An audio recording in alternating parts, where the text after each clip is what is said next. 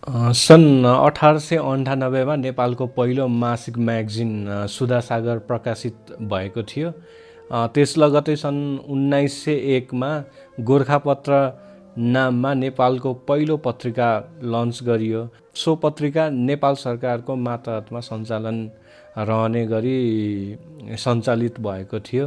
त्यस्तै गरेर सन् 1990 सम्म आइपुग्दा नेपालका दुई चर्चित पत्रिकाहरू गोरखापत्र र द राइजिङ नेपाल, गोरखापत्र चाहिँ नेपालीमा र द राइजिङ नेपाल चाहिँ अङ्ग्रेजी भाषामा नेपाल सरकारकै मातहतमा चाहिँ सञ्चालन भएको थियो। त्यसै गरी रेडियो नेपाल र एनटिभी पनि सरकारबाट नै सञ्चालित हुँदा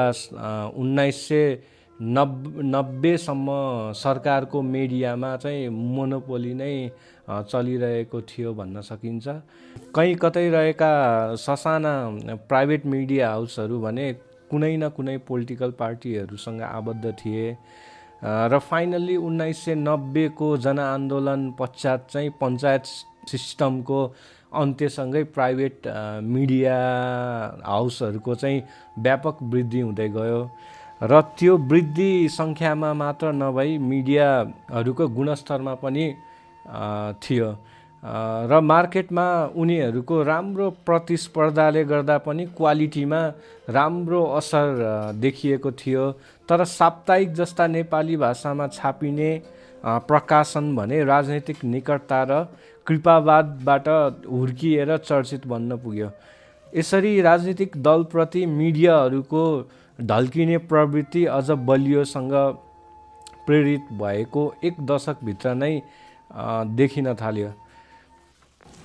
मिडियाको विस्तारसँगै नेपाली समाजका समस्याहरू बाहिर देखिन थाले। सो कारण नै नेपालमा विभिन्न सिभिल सोसाइटीहरूले फैलिन मौका र ठाउँ पनि प्राप्त गरे।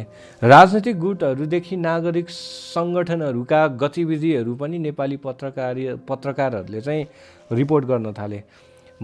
जस्तै अब माओवादी जनयुद्धमा भएका अन्याय अत्याचारहरू पनि केही मिडियाहरूले कभर गरेको देख्न पाइन्छ। पाल्पामा लडाईँ सुरु भएको छ।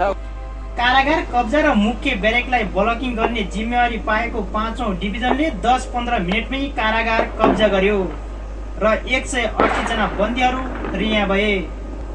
जनताहरूले आफ्ना मागहरू राख्दै भोक हडताल र अन्य प्रदर्शन गरेको कार्यहरू मिडियाहरूले कभर गरेपछि त्यसको सम्बोधन गर्नको लागि राज्यलाई पनि मिडियातर्फबाट दबाब पर्न थाल्यो।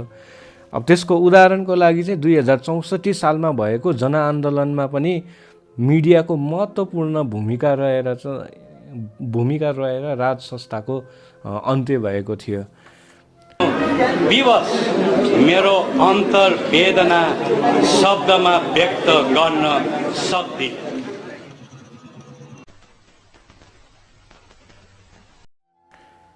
त्यस्तै सन् 1990 पश्चात मिडियाले पाएको फ्रिडम अफ एक्सप्रेसनले नेपालमा मिडिया मार्केटमा इन्भेस्टमेन्ट पनि बढाउन सहयोग गरेको देखिन्छ।